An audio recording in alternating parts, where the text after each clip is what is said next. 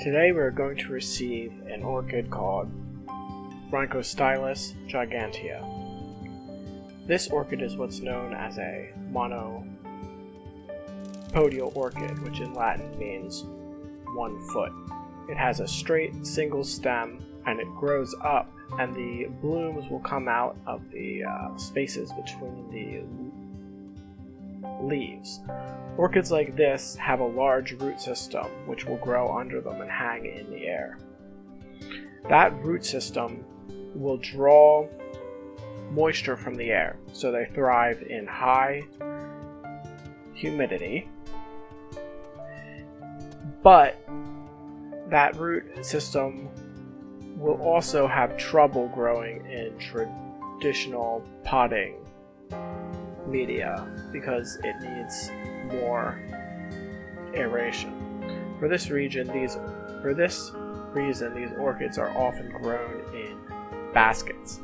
Ours came in this small plastic basket. We are about to repot it into a larger wooden basket, which it will eventually grow into. The good thing about this is that you don't need much. You just need some coconut fiber, some sphagnum moss. This has been moistened a bit. And then you need your actual basket and hangers and some tools to remove the old basket from the orchid. Rhynchostylis is known as the foxtail orchid. You can look at it and see the two blooms coming off. These are going to eventually bloom into large purple and white showy spikes. This is the coconut fiber. It's very dry. It doesn't hold a lot of moisture. We want to pull some off and put it at the very bottom of the basket for the roots to go through and hang out either the bottom or the side of the basket. You don't need a huge amount, just enough to cover the bottom.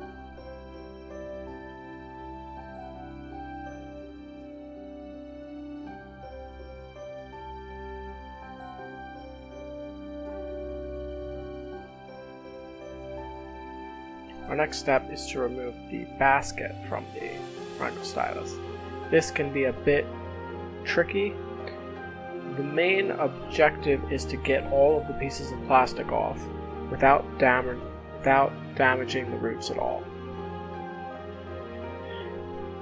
To do so can often be a bit of a puzzle. You have to cut it sometimes in a zigzag, but as long as you get a clean cut from one end to the other, the plastic basket should come apart.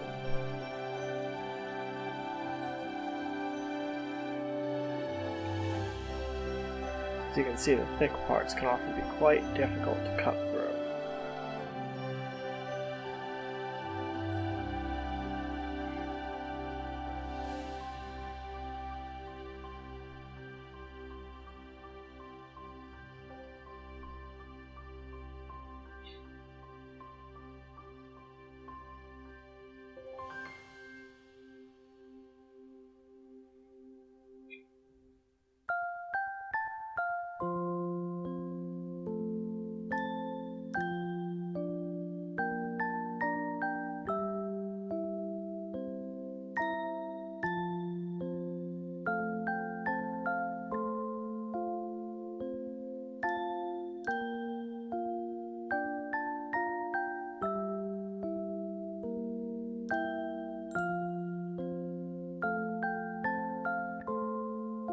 Sometimes you may have to cut the remaining segment off in pieces.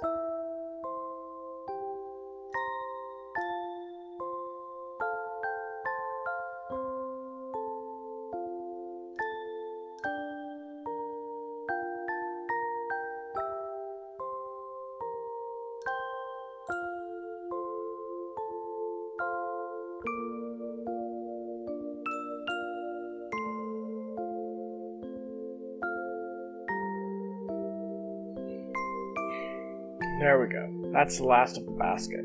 Now we have to situate the orchid within the larger wooden basket that we brought. You want the roots to be going through the slats either out the side or the bottom, and you want the orchid to sit stably in the center of the basket.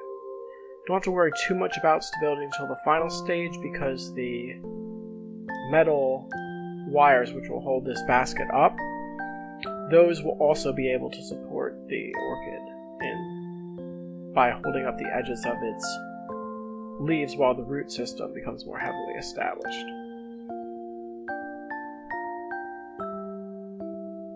This part's very easy. You just want to slide the wires through and bend them up. Might have to experiment a bit to get the perfect balance and to get the orchid situated in a way where the wires will hold it up.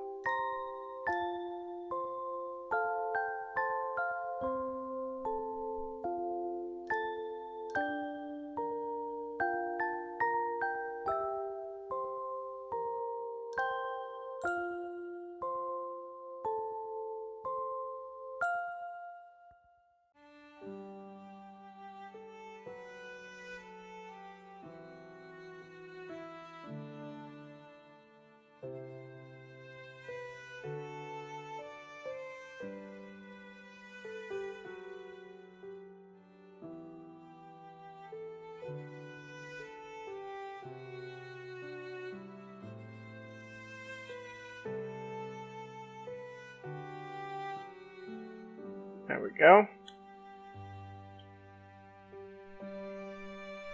That's all situated. Now we just have to pull it through so that it holds up the orchid within the center of the basket. And then the final stage is to add some sphagnum moss. This part you have to be very careful to overdo it, as too much sphagnum can easily cause root rot. The main purpose of it is to hold a little bit of water when you spray the plant, which increases humidity in the areas around the root. A good rule to do is to never make it so the orchid roots are covered and you can't see them at all. Just lots of room for airflow. Because while these orchids do love moisture, if you combine moisture and still air, it can damage the roots instead of helping them. This is our orchid all finished and set up, and now we're going to show you it hanging in our sunroom. This is a few weeks later, right after it began to bloom. You can see it's got those very nice purple, pink, and white flowers.